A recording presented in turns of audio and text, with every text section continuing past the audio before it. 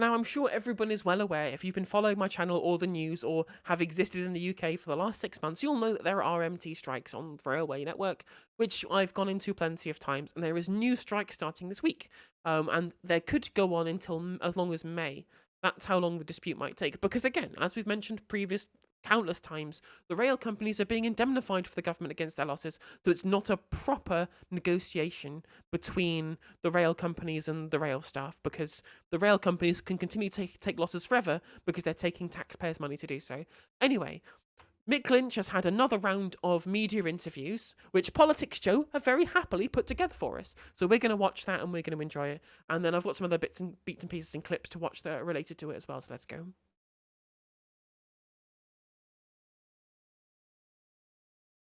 Guardian says that your strikes have cost hospitality in this country £1.5 billion in December alone, and that a huge swathe of businesses and jobs are now being lost, which is something I put to you 2 weeks ago. It looks as if I was kind of right, doesn't it? Well, Richard, you're always right, as everybody in the country knows, and the hospitality industry is rightly cross. I met with the head of the Hospitality UK organisation, and she was livid at the government's inaction and the fact that this government has now subsidised this dispute, the train operating company side of it, by £320 million. They've spent that money ensuring that the train operating companies suffer no losses, and in fact that they've made profit on every day that strike action has taken place. And indeed they made profit all the way through the pandemic, along with the rolling stock companies and Network Rail subcontractors. So while hospitality workers and hospitality businesses are suffering from this dispute, along with our members and the travelling public, the rail operating companies, the train operators, are indemnified. Tim Shoveler, a man I think you know well, was on the show earlier this morning. And also, again, if the hospitality industry is losing billions of pounds over the course of this strike action, all the more reason for the government to allow the rail operating companies to come to the table to try and end the dispute. Very, very simple, right? But the government don't want the dispute to end because they don't care about the hospitality sector. They care about crushing the unions, and they don't care how many victims they have to take to get there. Claimed that there was a 36% vote of approval for the latest deal put forward by management, and that, not you personally, but the union had declined to allow that to go to a general ballot. How correct is Mr Shoveler in his assertions? Well, he's wrong on that. I know Tim very well. We've discussed that that vote. It was 64% against. That's a fairly decisive number. It was an 80% turnout, which is better than you get in elections. And 2/3 of our members, just under, voted against the proposal that Tim Shoveler put to our negotiators. So you can't get more decisive than that. 2/3 of the people in the vote voted against it. Is he right when he says the union has declined to put that forward, the latest deal? We put that to a referendum. That's where the 64-36 number comes from. It was in a referendum of 21,000 people, and 80% of them voted on it, and it was 64% against. The companies are not able to make us proposals because the government simply won't give them a mandate that can go towards settling. Yeah, the hospitality sector should phone the government, ask for a cut of the money the rail stock corpos are getting. They absolutely. If they believe that the government is not acting in their best interests, then why not? This dispute, and that's unfortunate, and we're sorry that the action is dragging on in this way. All the parties involved know what needs to be done to get a settlement, but the government is blocking that settlement and doing nothing about this dispute, and that needs to change. So I hope Mark Harper and Hugh Merriman, the ministers responsible, can move that forward. We think we're going to get a meeting with them next week, but they seem content for the action to go ahead and have done nothing over the past 6 or 7 weeks to move it forward. I put that to him just now. He said that that's just not true. They haven't done that. Well, he's not telling you the truth, because we had a document with the train operating companies that did not include driver-only operation. It was taken away for approval in Whitehall at the DfT, and they inserted about 8 or 9 bullet points that completely undermined the negotiations. That was a direct intervention of government ministers. We know that to be true. And if he's saying that didn't happen, he's simply not telling you the whole truth. Well, let me tell you what. Oh God, it's just. I know I've said this like 1,000 times at this point, but it's just so refreshing for someone to come on the news or come on to some kind of discussion in the media in this country and just say, no, that's lying, you're lying, rather than trying to dance around this idea of, I need to get access so I can't be too critical, I need to just marketplace of ideas. No, just saying, this person's lying. This person's the piece of shit liars, fuck him. Wish more people just did that on the news. He did say that. He said that the driver-only train things is not really an issue. He said 50% of trains are operated driver-only anyway. It's basically saying that that's a strawman argument that you guys are putting But why up. did they insist on it going in the document then? 50% of the trains that don't run on that way, it's only 70% run without it. And most trains are operated in this country with guards on board. So they did insist on doing that. I had a document. I was in a meeting with the companies on a Sunday afternoon, out of hours. And it's just so funny. And then you watch literally all of the journalists who spend their entirety of their time getting all of their tips from Whitehall, right? Because that's what being a journalist is. It's just wanting to be close to politicians in this country. That's all it is. They're just, I want to be close to the politicians. I want to get a piece of the action. I will take all of my lines from anonymous sources that comes out of Whitehall at the end of the day, right? And they just parrot it again, completely uncritically. And then someone goes, well, no, actually, I was in these negotiations. I know that's not true.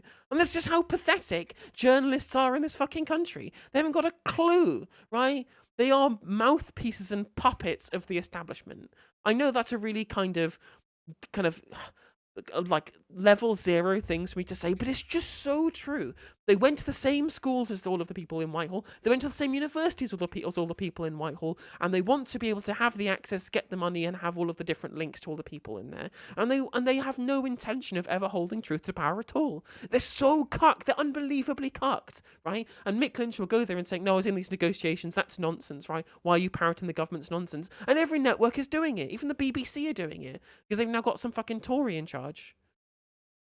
Mick Lynch doesn't need to play nice with the news dudes because under the current make the story personal model, the story is Mick Lynch and he knows it. Well, that is also true, yeah.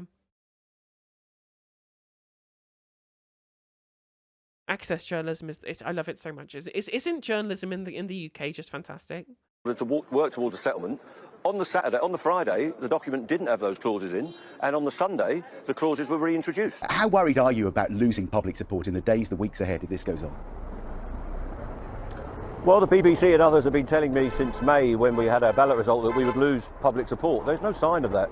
I'm very sympathetic to what Corinne's got. Well, yeah, exactly. I think a lot of it is ego grifting, Gangahu. I think a lot of it is just they are deliberately trying to ego grift by thinking that it makes them special by being around powerful people, right? They want the prestige, right?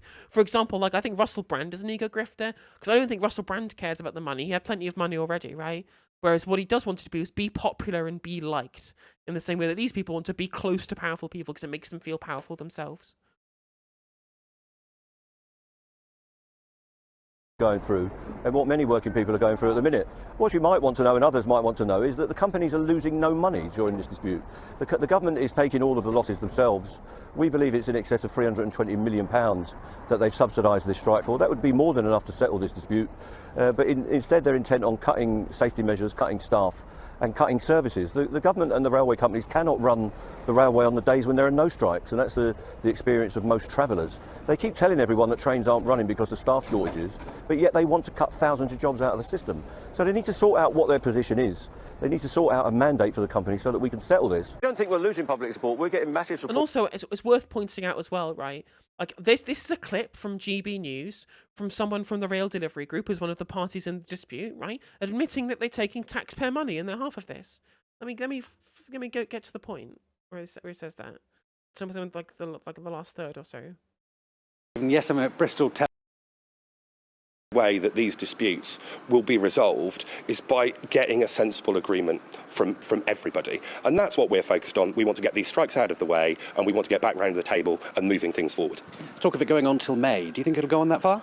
Well, who knows? It's down to the RMT and the other unions in terms of how they approach the next stage of this. We've got a 8% offer to RMT colleagues on the table at the moment that the RMT... No, it's 4% this year, 4% the next year, and 0% the year after that. It's a 3-year pay deal when inflation is 11% now, at least.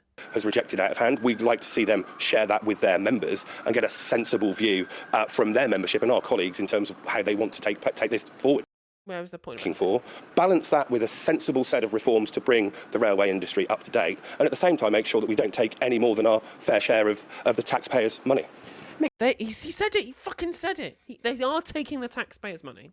And not, I mean, if it was just subsidy, right? If it was just subsidy, then it wouldn't make any difference what's happening with the union, with the strike action. But he's specifically relating this comment to the strike action. So it's clear to me, at the very least, unless I'm massively misreading this, right? That he's clear that he is at least letting it slip that they're taking taxpayers' money to preserve them through the strike action, to indemnify them from the strike action. Otherwise, that would be the same taxpayers' money they would be getting in subsidy otherwise if the railways were normally running as they otherwise would be, right? It's the quiet part out loud.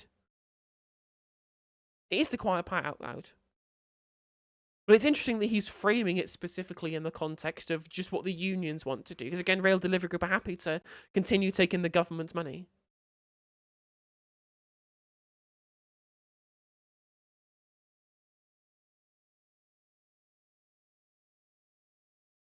Here's a list of the good things. We aren't doing any of the good things, but here's a list.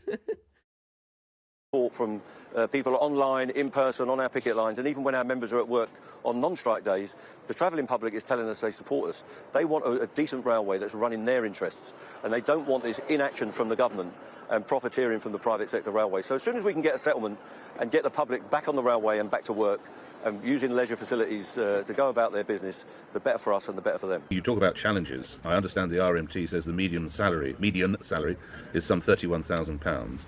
If we're looking at 14 days of strike action, that's costing your colleagues around £1,700. How long can they go on losing that amount of money, Mr. Lynch? Well, it depends what shifts they're on. But, not everybody's at work every day. They get off days like everyone else, and it depends what the roster's thrown up. Some people have lost more money than others. But our members are fully committed, Nick. They voted twice for this, and they're out today taking effective action, which is regrettable. Our members will heed the call because they're fighting for their future and the future of this industry, what it's going to be like. We don't want our members in the gig economy on 0 hours, on vulnerable work at the beck and call of the employer. We want to keep a decent set of conditions. What have we got to show for this strike so far? Well, I want to thank our members for their fortitude. They've been out on the picket lines in big numbers. They'll be out today. They are taking the action as instructed by their union, which they voted for on 2 occasions, and they voted against the settlement that Network Rail proposed in a referendum. So our members are fully behind this. What they don't want to see is what they've got is that this issue is front and centre of the national debate. We've sparked a debate in society about the way the workplace is run, and we've stopped them implementing changes that would cut their conditions to the bone. And as important as a pay settlement to our members is that their conditions are subject to an agreement rather than imposition. Otherwise, we'll all end up on the gig economy, worrying about our futures and worrying about secure employment, as so many millions of people are going through at the moment. We want secure employment with good conditions. We want a safe railway, and we want a railway. And that's why I think it's so. These disputes that we're seeing at the moment are so existential, right? Things in the private sector, like the railways, and like things like the railways, and things like the postal service, where they're trying to reduce people's actual proper contracts and stuff like that. All of these things are incredibly impactful with regards to the future of work and the casualisation of work, and making that way worse for everyday people, right? That is existential. And then the nursing strikes and stuff like that, that's an existential argument about the future of the NHS, because it will not survive unless we have some kind of future push to ensure that there is enough staff for the NHS, and that if they stop leaving because of poor paying conditions, right? There may be two different sides of the same coin, but they are both, as I said, existential threats to the future of work in this country. And that's why these strikes cannot back down. They cannot back down, especially not Royal Mail. The Royal Mail strikes are the most important as far as I'm concerned. Not just, actually, no, I lie. The nurses one's actually most important, because the NHS is so integral to this country, right? Obviously the Royal Mail is integral too, and the rail system is also. But just the NHS, which is, I cannot fathom what we would live in, the world we could live in without an NHS there. Properly staffed and properly serviced, as well as properly funded. So we're fighting for the future of our industry, and we're fighting for the future of work in this country. We should be subject to agreements with good conditions, sick pay, pensions, holidays, and all the rest of it. And we think many millions of people in this country. Iron Mage, did your grandparents just say no to every pay rise that they would to anybody tried to give them when they were working? Some people you just can't discuss. You just can't reason with. Support our stand, because we're fighting for workplace justice. We need to get the railways working, but what we need is a safe railway. We need a railway that's properly staffed, a railway that's properly funded, and is affordable for the public. And we need a new railway system. We need to take the profit motive out of the railway system. We think that probably billions of pounds have been taken out since privatisation, which could have been invested into our industry. So we need a reset of our railway industry, and we can work. I visit the US with like help with like travel insurance or whatever, right? Like, I mean, I guess I'd have to live in the US to understand what that would be like, right? But I can't fathom it in a kind of, less in a new material sense, more in a kind of existential sense, right? And that it's so ingrained into my existence, right? I've never ever lived without it. I just can't, like, I just cannot imagine what it might be like, right? And that's why when you ask British people about how much they think American healthcare costs, they lose their fucking minds. It was actually another great geopolitics video we'll watch in a sec. Work with the government and the other players on that. But at the moment, we've got a defective railway. It doesn't operate properly on non-strike days or strike days because the government and the companies can't run the railway in this country. Let me find it. Actually, let's watch this one. Let's watch this. The Mick Lynch talking to geopolitics specifically. They could have met us today, they could have met us last week, all through the Christmas holidays. We met them on December the 15th, and since then it's been radio silence. They made no attempt to get these strikes off. They didn't even request us to take the strikes off. In fact, I think they wanted the strikes to happen. So I can't work out what their tactics are. I don't know if they've got a mega mind that's running this playbook for them in Downing Street, but it's not working. Can I start with your hat? What's your hat? My hat is the Transport Workers Union of America. Local 100, New York City. Are you allowed to strike in New York? They've got some severe restrictions on their ability to strike, but I think they overcome them, and they're a very strong and effective trade union. I must say, like, I'm so fucking disappointed with the rail worker. I mean, I should have guessed that was what was going to happen in the United States, right? Like the Joe Biden grace period of him only doing good stuff was going to have to end eventually, right? It couldn't last forever. But I was so disappointed with the rail workers' strikes in the United States. And what happened there? Like, and with how Biden just fucking capitulated to the operators. So disappointing considering how well Biden's been doing on the economy in the United States. These last few years, right? It's so supremely disappointing. And it also came from the top office as well, right? You can't just blame Joe Manchin for this shit anymore. So disappointing. But then again, probably should have never, put my trust in fucking liberals. And NHS gave me no help at all. Immediately went private. Been private ever since. Like I've had no. I tried to get onto the NHS waiting list and they screwed me around. So I've just transitioned via private healthcare. A good hat. We're going into the new year where Rishi Sunak, the Prime Minister, is proposing to take away some of the strike legislation we've got in place. Does it worry you for the months going ahead? Well, it concerns me that the government, instead of trying to settle disputes with us and other important sections of the working class, are looking to legislate and take away people's civil rights, human rights, and even breach international law on the right to strike and the right to organise freely.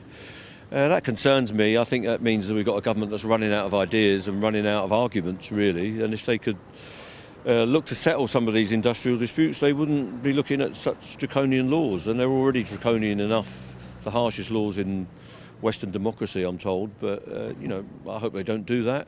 We'll have to resist it if they do. Can you tell me where the dispute... That goes back to what I was saying about Rishi Sunak being as much of an ideologue as Liz Truss, right? And obviously he cares more about winning than Liz Truss did, who wanted to just implement her ideology. But they're cut from the same cloth, right? Remember during the leaders' debate in the first the Conservative leadership contest, right? And then when the interviewer asked, would you ban strikes in public sector work? They both just said yes immediately, right? Just because Rishi Sunak doesn't collapse the economy doesn't mean he's any less of an absolute, monster in the way that new Liz Truss is, right? And in some ways, he's even worse, right? He's even more draconian on trans shit, on trans stuff, than Liz Truss was. They're both just as bad as each other, and why Boris Johnson would be ideal in comparison to them. Obviously not ideal overall, he's awful, horrendous, but Boris Johnson absolutely is better than Liz Truss and Rishi Sunak. It is now. Well, the dispute is locked. We're hearing some interesting stuff this morning from the Transport Secretary, Mark Harper, that he wants to get round the table. We'll do that with him and the other players, Network Rail and the train operators, and we'll try to work some solutions. But at the moment, we haven't got any proposals that we can put to our members because they've got red lines in them that they know we can't accept. The pay offers are not appropriate, nowhere near what we could accept. So we need to get some improvements in positions and work up some agreements. The word from Mark Harper this morning is that the RMT are refusing to get round the table. He'd rather see you at the negotiating table than on strike. Is that what's happening? It's completely untrue. They sent me an email last night, I don't know, about 7 o'clock, saying that they wanted to meet us next week. They could have met us today, they could have met us last week, all through the Christmas holidays. We met them on December the 15th, and since then it's been radio silence. They made no attempt to get these strikes off. They didn't even request us to take the strikes off. In fact, I think they wanted the strikes to happen.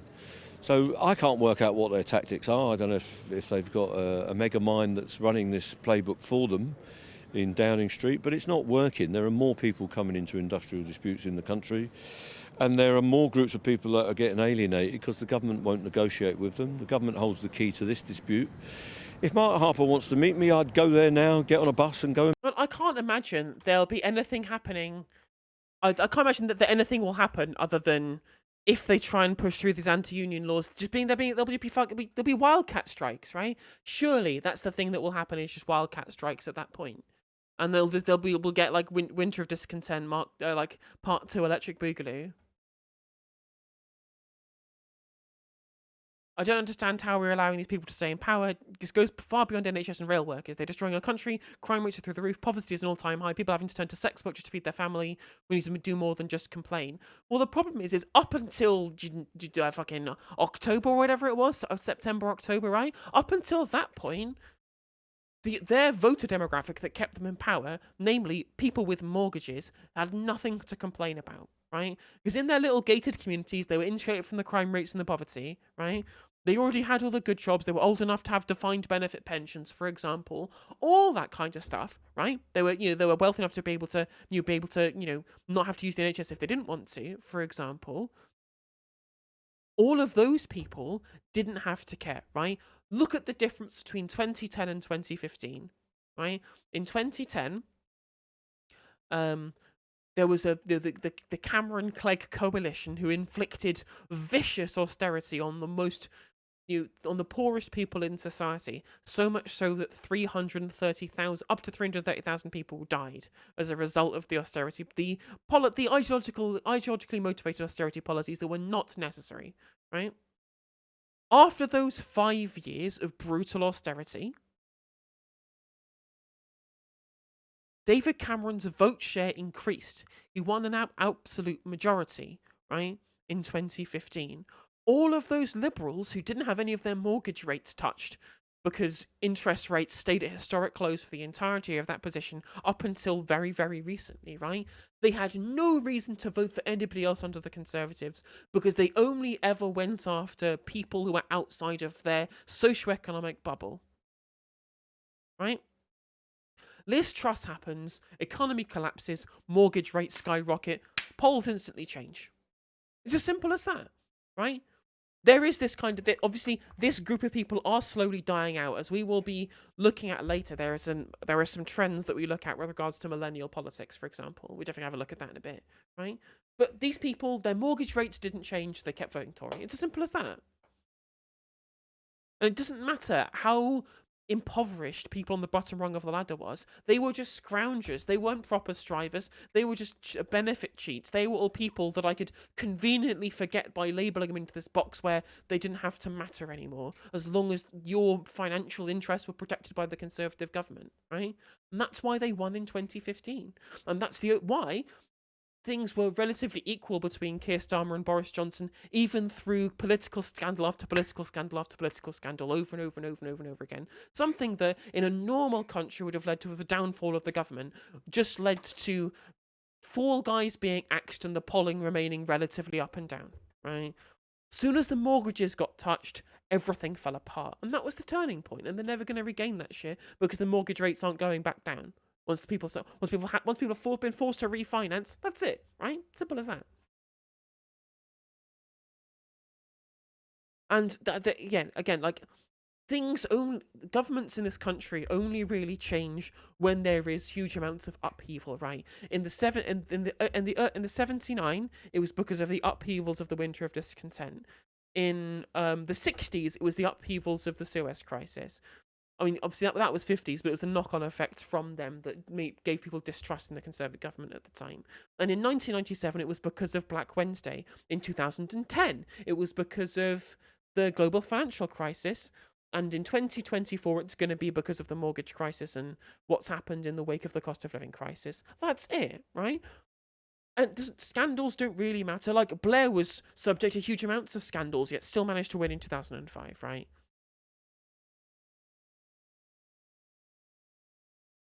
That's the only time governments ever really change hands in this country, is after huge meltdowns.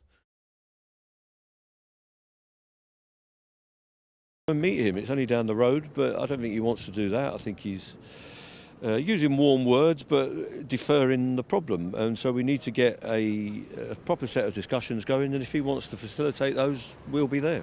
Why would he go on the radio this morning and say that he was keen to meet you today if he's not meeting you till next week? Well, I don't know. It's called doublespeak, I think. He could have invited us in last week. I don't know why he waited. There was working days last week that were left fallow. I talked to Network Rail and I talked to some of the train operators on an informal basis to keep contact, but the government hasn't given them a mandate. The reason they couldn't meet us is because the government hasn't given them their instructions. They work under the instructions of Mark Harper. He's responsible, and he didn't give them any new instructions, so they had nothing new to say. So if he wants to meet us, I think that's being arranged next week, we can, but in the meantime, the action has to go ahead. The head of Network Rail was actually just on the picket line. He just came to say hello, so you have friendly relations with him? Yeah, we're not in there bashing each other over the head with clubs. I've known Tim Shoveler for a very long time. I used to work with Tim Shoveler on the railway when he was in the rank and file, so to speak. So we're not going to be falling out on a personal basis. That doesn't help anyone. It doesn't help negotiations. They know what we need. We know what they need. But the government is stopping us coming together to get a worked up agreement, which will be challenging for us. Anything that they put to us will be challenging. But it needs to improve from where it is. So we'll work with Tim Shoveler, Steve Montgomery and the others that are heading up their negotiating teams. And we don't fall out on a personal basis. We're professional and we're cordial whenever we meet with them. On the front page of the Times today, there was a story that the government are worried that people are going to be turned off from using the rails because of the strikes. Do you think that that's the case? Well, people obviously can't rely on the railway at the moment, but that's the situation when there are no strikes. The railways are completely disrupted because they're not being run competently, and the government ultimately is responsible for that. They charge the train operating companies with the task of running the railways, and they're failing. But they're failing while making profit. So they get to extract the profit that they need to run their businesses. Some of it goes to subsidise the railways of Europe through... Oh, do you know what? Speaking of the RMT, I found out today that Alex Gordon, the president of the RMT, is a fucking turf. I never fucking knew. How disappointing. SNCF, the French railways, the German railway and the Dutch railways, they're all making profit out of this chaos over here. Private sector companies such as First Group and Abellio and Go Ahead are also making profit. The rolling stock companies are making profit. Everybody's making profit and doing well out of the railway, apart from railway workers and railway passengers. Now that is a perverse and corrupt situation, and it's got to change.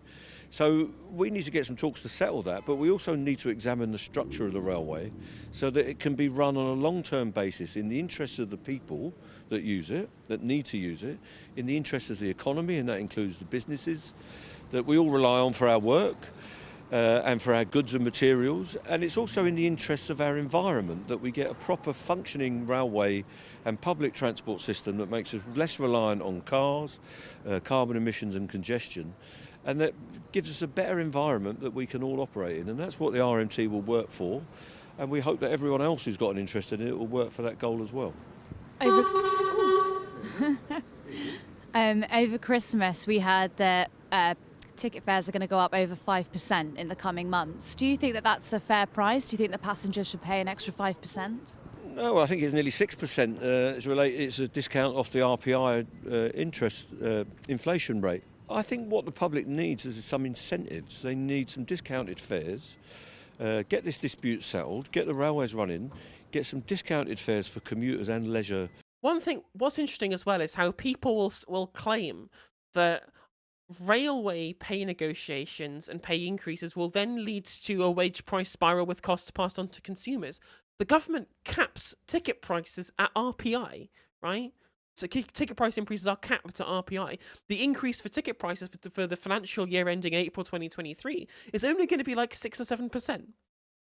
So in fact, like, the railway network cannot have a wage price spiral because there are price fixes. And they still make profit even though there is price fixing. Users, so that people can come back to our railways and know that it's there for them. But what about the price signals, no justice? What about the proper market conditions of the price signals? Oh no. It's a good service, a reliable service, and that's run in their interests. And that's what we've seen in Europe, national railways, which are operating the railway here as well, strangely. They've offered discounts to their public, and it's working, and it's tuned people back in post-COVID to public service and public transport, and that's what we need as well. Just lastly, what would you say to any passenger this morning that might not be able to get the train that they need to and might be quite upset that you're all on strike? Yeah, we're really sorry for that. We don't want to be disrupting the public. We want them to start the new year in a good way, that they can go about their business. We want our members to get paid. We want our members to be at work providing that service. So we would call on them to put pressure on their MPs, to put pressure on the government, to put pressure on the media to say, look, let's get this thing settled. Let's get round the table and work up some ideas that we can include in a settlement and get this dispute finished and concluded as quickly as we can. That's the issue, is that the government don't want the dispute to come to a close. They want to use it as an excuse for crushing the unions. Yeah, Eddie Dempsey is a strange one. Like, I have my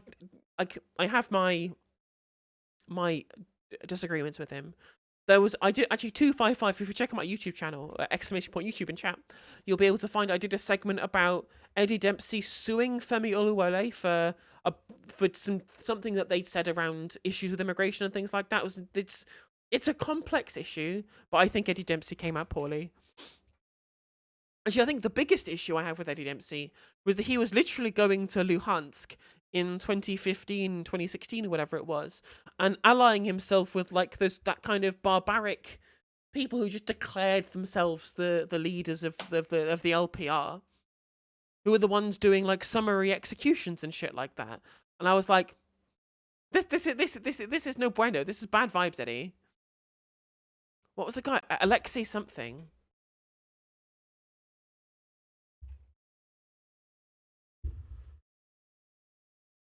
Let me find it. Let me find the stuff. Maybe I have to search for the LPR.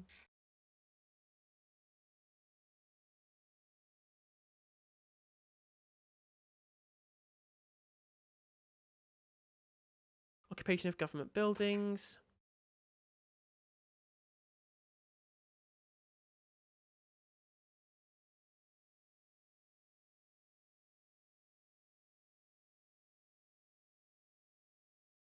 So actually wasn't the people who originally took over the government buildings in the LPR.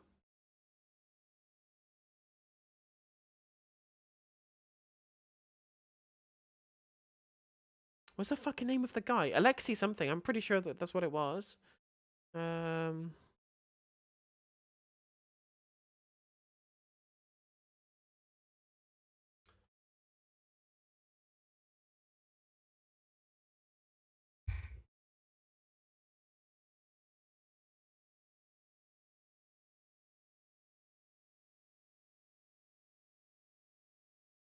Alexei Mozgovoy. That's the one. The Ghost Brigade in Luhansk. Right?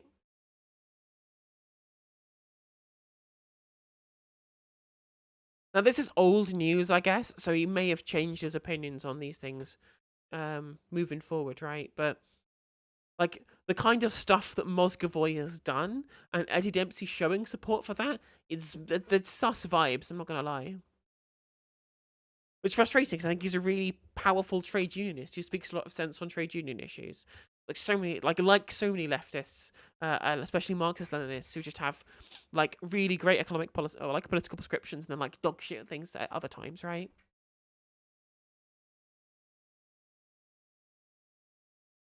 But anyway, RMT strikes do not need to continue. Again, I've said this thousands of times now. They are being ideologically done to try and crush the unions, and that's by the government, and that's the only reason why they're continuing. And the only people who can blink now are the government.